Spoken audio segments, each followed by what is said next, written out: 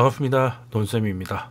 사실 오늘 목요일날 라이브가 있는 날이었는데 CPI 발표가 있어가지고 이 본장 흐름을 보고 이제 설명을 드리는 게 라이브 시간에 맞춘 프리장만 보고 해야 되기 때문에 약간 그 설레발이 많은 프리장만 보고 해석하기 좀 무리가 있지 않을까 라고 해서 이제 본장 끝까지 뭐 사실 뭐 지금 끝은 아닙니다. 우리나라 시간 새벽 4시니까 제가 텐션이 좀 떨어져도 좀 이해해 주시기 바라고 일단 뭐 처음에 CPI가 발표됐을 때는 뭐 아시다시피 좀 좋게 발표가 돼가지고 꽤 본장이 개장했을 때는 한 11시경이었나요? 그때는 뭐 6.7% 1.6% 이상 막 이대로 뭐 2% 가는 거 아니야? 이런 분위기였는데 2시 이후로 이제 상승분을 많이 토해내가지고 현재는 나스닥이 0.31% 정도 상승. 지금 이제 한국 시간 4시 14분 현재 그렇고요.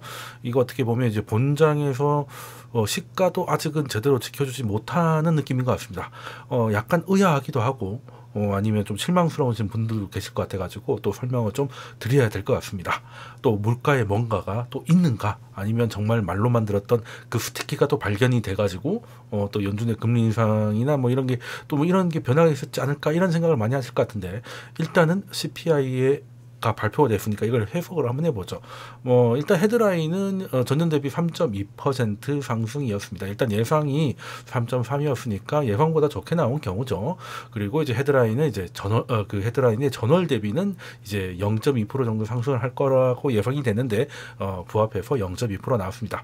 그리고 이제 근원 같은 경우도 예상이 4.8% 정도였는데요. 일단 실제로 발표된 건 전년 대비로는 4.7%, 전월 대비로는 0.2%라고 해서 전월 대비는 부합을 했고 둘 다 헤드라인과 근원이 전월 대비는 이제 그 예상치에 부합을 했고 전년 대비는 이제 예상치보다 좀 하회를 해서 일단은 좀 다행스럽게 나왔습니다. 특히 이번 같은 경우는 이제 물가가 좀 이제 반등을 할 거다라는 게 컨센이었잖아요. 이제 근데 그만큼의 반등은 나오지 않았고 뭐 컨센 중에 가장 뭐 극단적인 경우는 3.9%까지 예상한 데가 있었는데 뭐 다행히 그렇게 나오진 않아서 일단 물가 자체가 뭔가 이제 뒤에 또 다른 뭔가 해석을 해야 되고 이런 거 있는 것보다는 내용 자체는 일단은 좀 긍정적으로 봐야 되지 않나는 생각을 좀 하고 있고요. 일단 뭐 한번 보시죠. 이게 물가가 급등을 했다가 이제 빠르게 내려오다가 최근에 작은 반등을 하고 있고 코어도 마찬가지 모습으로 내려가고 있습니다.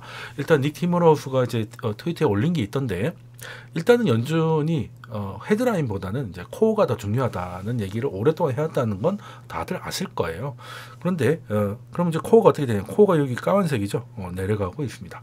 내려가고 있고 이번에 다시 반등하는 것 같았던 이제 그 재화 같은 경우도 다시 내려갔고 그리고 슈퍼코어라 가지고 조금 이따가 설명드리겠지만 이거 약간 반등이 나는데 그 외에는 가장 핵심이었던 이제 하우징도 예상대로 내려가면서 전체 코어 CPI가 하락하는 모습을 보여주고 있습니다. 그러면 물론 뭐 헤드라인이 더 빠지는 거겠지만 뭐 코어가 그렇게까지 뭐 스티키하다 뭐 그렇게 말하기가 좀 힘든 상황인 것 같은데 일단은 뭐 어찌됐든 코어 중에서 하우징 관련, 그러니까 즉 이제 월세 관련해 가지고 렌트비에 관련해서 이제 빠르게 예방됐으니까 그 외에 코어 중에서도 이제 주거를 빼고 보는 이제 슈퍼코어를 봐도 약간의 반등이 나오긴 했습니다. 약간의 반등이 나오긴 했습니다만 이게 뭐 크게 뭐 의미가 있다고 해야 될지는 사실은 잘 모르겠어요. 일단은 전체적으로 봤을 때 티미러스도 이걸 트윗에 올렸는데 최근 이제 그 3개월의 반응, 최근 6개월 동안 흐름 그리고 1년 동안 반응을 다 연환산을 하면 이게 가장 진한 색이 이제 12개월 흐름이고 중간 진한 색이 이제 최근 6개월간 흐름을 연율로 환산한 거고요. 이제 하늘색은 최근 3개월 동안의 흐름을 연율로 환산한 건데 최근으로 갈수록 점점점 내려가고 있죠. 그럼 코어도 스티키하다고는 하지만 그래도 분명한 하락세를 보이고 있다. 그러니까 뭐 아무리 스티키하다 하더라도 이게 내려가지는 안 내려가진 않는다라는 그 기존의 예상 그리고 저도 그렇게 봤었고 그런 것들을 지지하고 있는데 뭐 사실 뭐 코어만 봐도 이거는 헤드라인 CPI 코어거든요.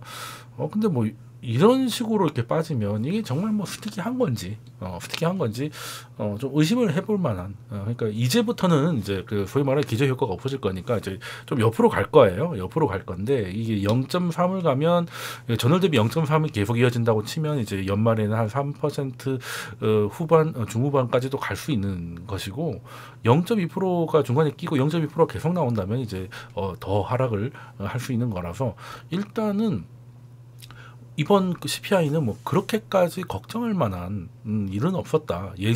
반등이 예상됐지만 반등이 예상보다 약했고 코어도 마찬가지였다. 그런데 왜 시장이 이러냐?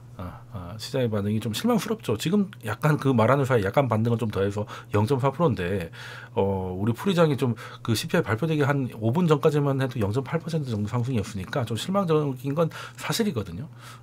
이거는 제가 그 캡처를 좀 일찍 했더니 여기는 이제 2년물, 2년물도 이제 그 2시가 넘어가면서 이렇게 급등을 하고 금리가 올라가니까 이 달러도 강해지고 나스닥은 여기까지 좋았다가 나스닥 선물인데 쭉쭉쭉 빠지고 있었죠. 이게 캡처 이후로 좀 더 빠졌다가 지금 반등하고 있는 겁니다.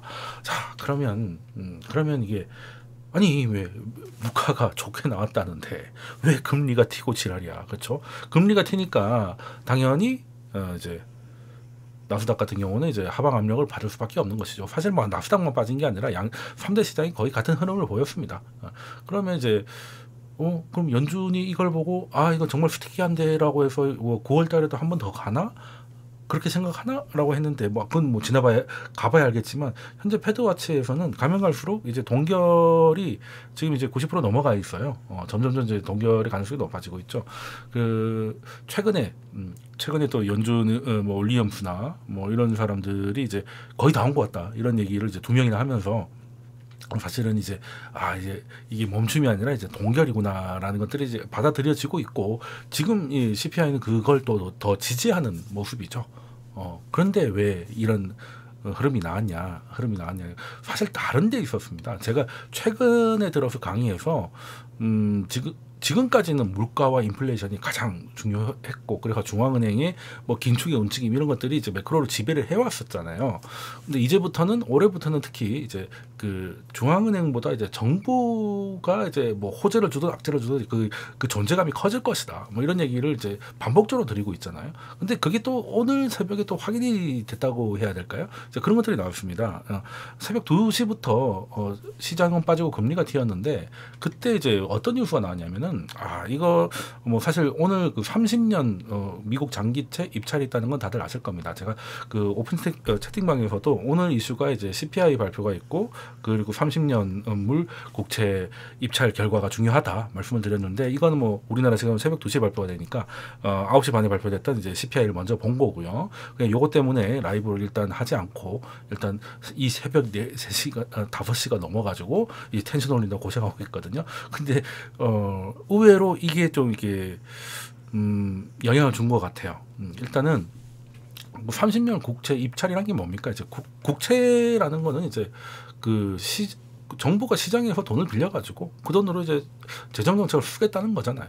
근데 지금 바이든 정부를 보면 물론 예전처럼 우리 그 인플레이션의 한 축을 담당했던 소득 보전, 즉 이제 재난지원금 같은 것들은 이제 거의 종료가 됐죠.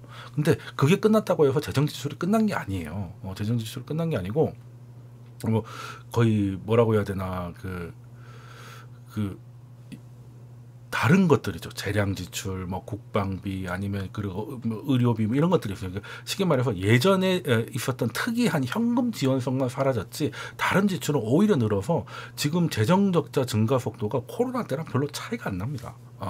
그 정도로 지금 정부가 돈을 땡겨가지고 그 돈으로 지금 그 시장을 밀고 있었거든요. 경제를 밀고 있었단 말이에요. 그래서 지금 2분기 GDP도 생각보다 좋았고 이번에 경기 침체를 예상했던 많은 사람들이 이제 실패를 했던 것도 사실 그 정부가 와일드 카드를 백기사를 역할을 한 거죠. 역할을 한 건데 일단은 정부가 뭔가를 하려면 정부도 돈이 있어야 됩니다. 정부도 돈이 있으려면 어떻게 해야 되겠어요? 이렇게 채권을 발행해야 되겠죠. 근데 문제는 이제 채권을 발행하려고 하면 이제 팔려고 하는 정부가 있고 그걸 살려고 하는 이제 시중 자금들이 있을 것인데 오늘은 어떤 결과가 나왔냐면 최근에 30년물이 점점점 이제 좀 늘고 있었습니다. 한동안은 못 하고 있었죠. 왜? 부채한도 협상이 안 됐으니까. 그러니까 한도가 결정이 안 났으니까 제대로 찍지 못했어요. 근데 협상이 되고 초반에는 이제 단기채 위주로 많이 땡겼습니다. 근데 이제 단기채만 땡길 수는 없는 거잖아. 그래서 이제는 정부는 기왕이면 또 단기채보다는 장기채를 하는 게 조금 좀 편하거든요. 돈을 뭐 3개월 뭐 1년 빌리는 것보다 30년 빌리는 게 차라리 낫잖아요. 우리 무이자 할부하면 3개월보다 12개월 하듯이 뭐 약간은 다릅니다만 그렇게 이해하시면 돼요.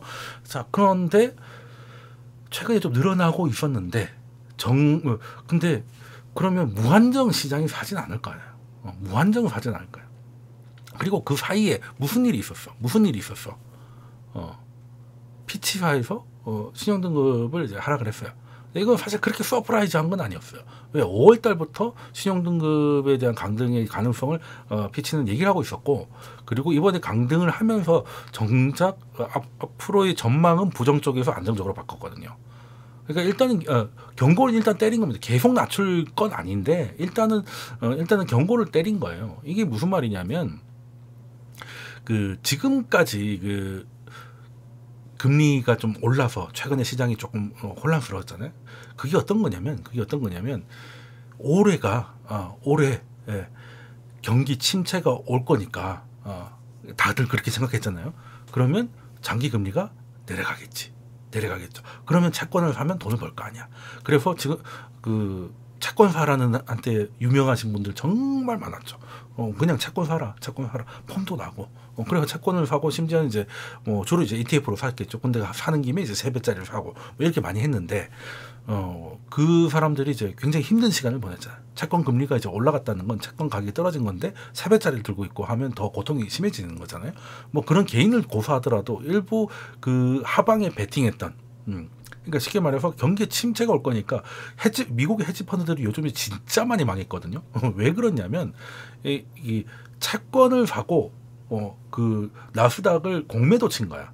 그러니까 쉽게 말해서 그냥 경기 침체가 오면 증시 박살나죠. 그러면 이제 금리도 내려오죠. 그러면 이제 증시가 박살나면 공매도 쳐놓으면 이제 많이 먹을 것이고, 그리고 채권은 이제 경기 침체와서 금리 내려가면 또 거기서 이제 자본 차익 크게 발생을. 그럴 줄 알고 넣었다가 나스닥 날라갔죠. 그래서 이제 거기 되고 이제 채권도 날라가면서 쉽게 말해서 최근의 금리 상승이 상당 부분은 뉴스에서는 피치사의 신용등급 이건 표면적인 이유고, 경기 침체에 베팅을 하기 위해서 채권을 샀던 사람들이 이제 경기 침체가 당장은 안 오고 그때까지 버텼다가 뒤질 것 같아서 항복을 하면서 손절을 친 거죠. 그러니까 손절하니까 매물이 나오잖아. 그러니까 이제 금리가 올라가는 거죠. 그러면 여기까지는 이해가 됐죠.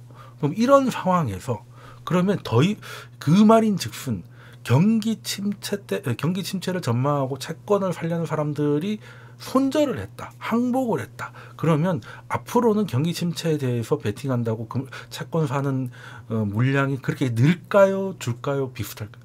줄 가능성이 높지. 그렇잖아요. 앞에 먼저 했던 분들도 손절했는데 또 지금 치고 들어가기 쉽지 않잖아요.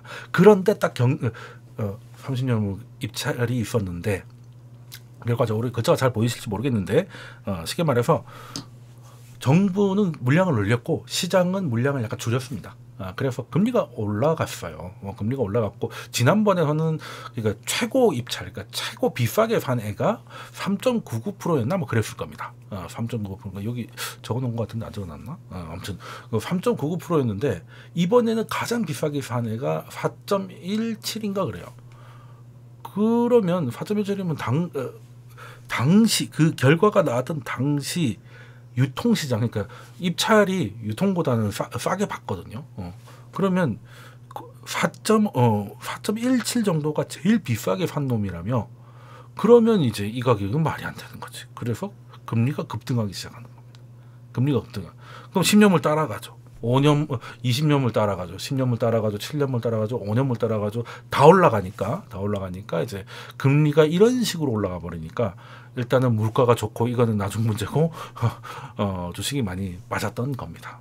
그래도 그래도 물가 자체가 뭐 그렇게까지 실망적이진 않았기 때문에 잠시 약간 음전도 약간 했었지만 뭐 음전까지는 아니고 그냥 오늘은 그냥 좋았다가 많은 걸로 이제 끝내는 것 같은데, 일단은 이거는 이제 약간 채권의 수급적인 문제가 있는 것 같습니다.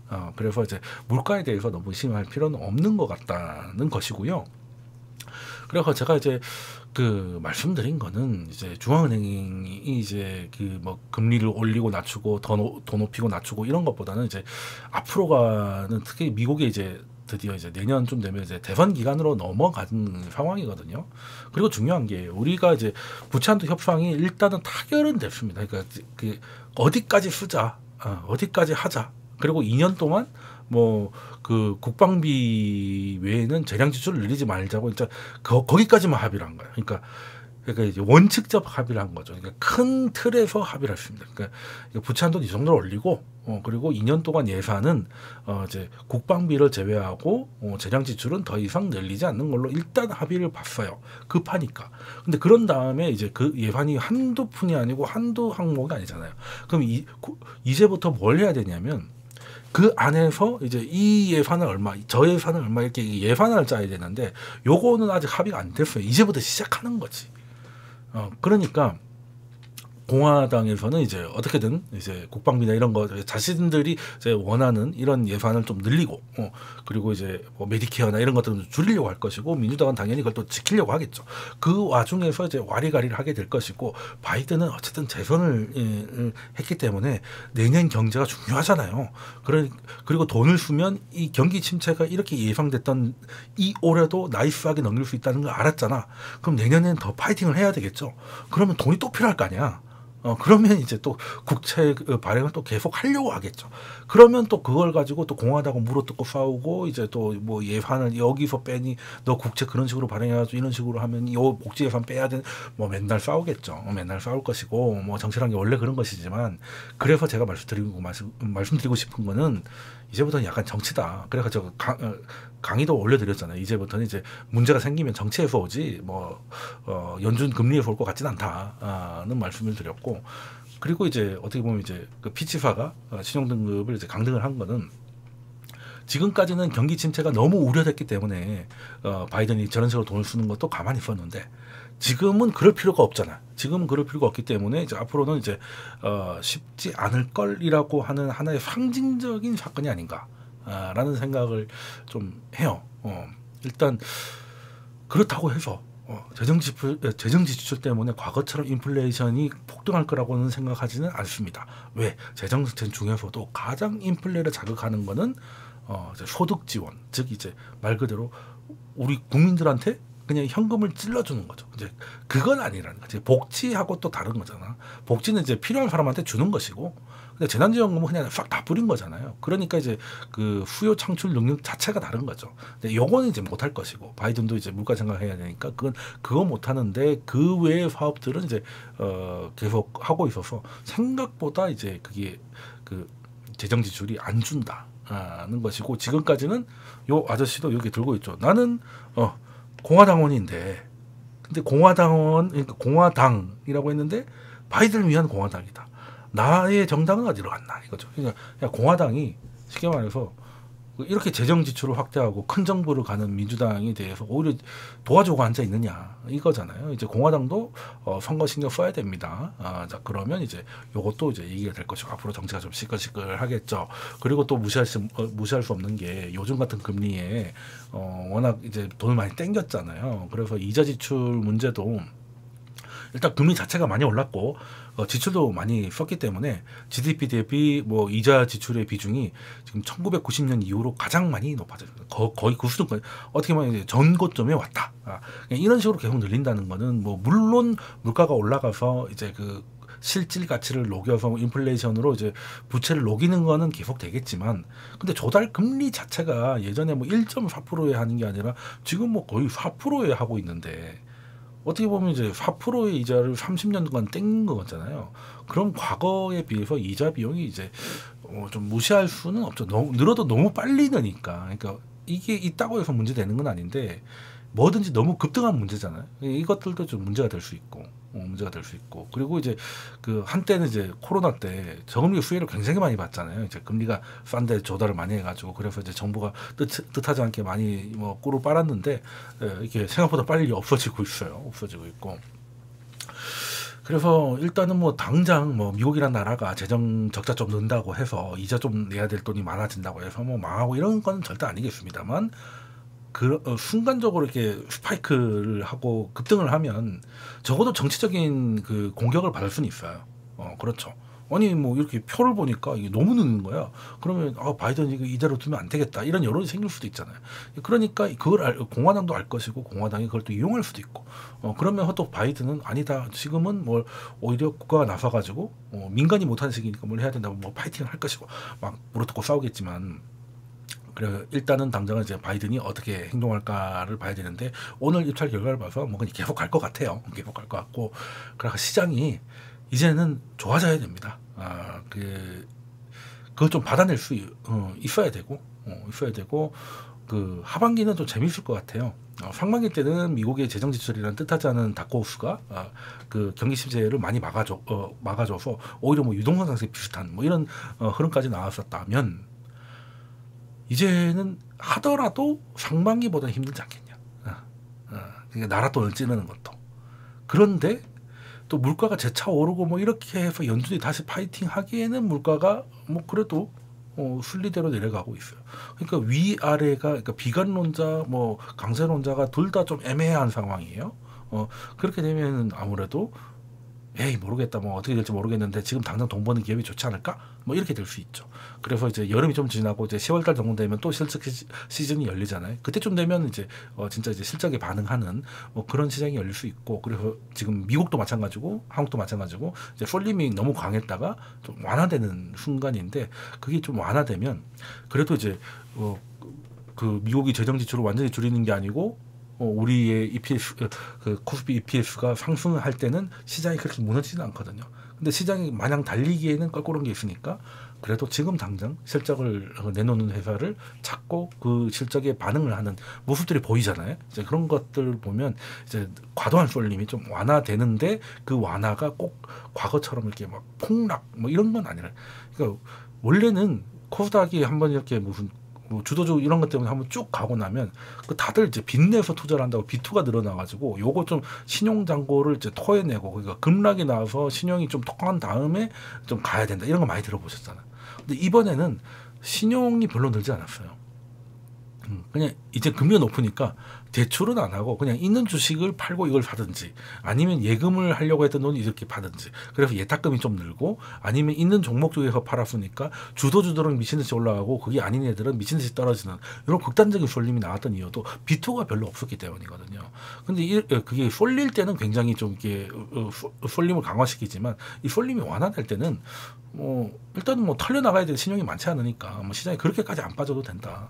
그러면 이제 쏠림이 완화된다는 건 이제 올라갔던 것들은 차익 실현하고, 그 사이에 골로 갔던 애들은 좀 사고, 이런 로테이션이 증시 안에서 좀 나올 수도 있다, 뭐 이런 가능성도 있기 때문에 이런 것도 좀 봐야 될 것이고, 그 중에서는 그래도 뭐 그냥 많이 빠졌다고 사는 것보다는 뭐 실적이나 업황이 분명히 좋은데 실적이 확인해주는 뭐 이런 종목들이나 섹터를 찾는 게 하방이 된 유효하지 않겠나, 이런 생각을 하고요. 그래서 오늘 그 CPI하고 미국의 채권 입찰 결과 때문에 시장이 좀 다이나믹했는데, 지금 또 이게 S&P는 뭐 약간 하락하고 있고 막 시장이 와리가리 하고 있는데, 일단 금리 올라가니까 시장이 경계감은 좀 가지고 있는 것 같습니다. 근데 지금 금리는 이제 오늘 보셨죠? 물가보다는 어떻게 보면 이제 정부의 액션에 달려 있다. 앞으로 이걸 보셔야 되겠다. 근데 봐도 모르겠다라고 하시면 제 채널 구독하시고, 그리고 영상보다는 아무래도 글이 빠르니까요. 오픈 채팅방도 들어오셔가지고 질문 나누고 토론 나누고 하다 보면은 많은 도움 얻으실 겁니다. 자, 그러면 오늘 새벽에 지금 4시 37분인데 녹화 마치고 오늘 시장 어떻게 되는지 보고 또 인사드리도록 하겠습니다. 그러면 다음 영상에서 뵙겠습니다. 감사합니다.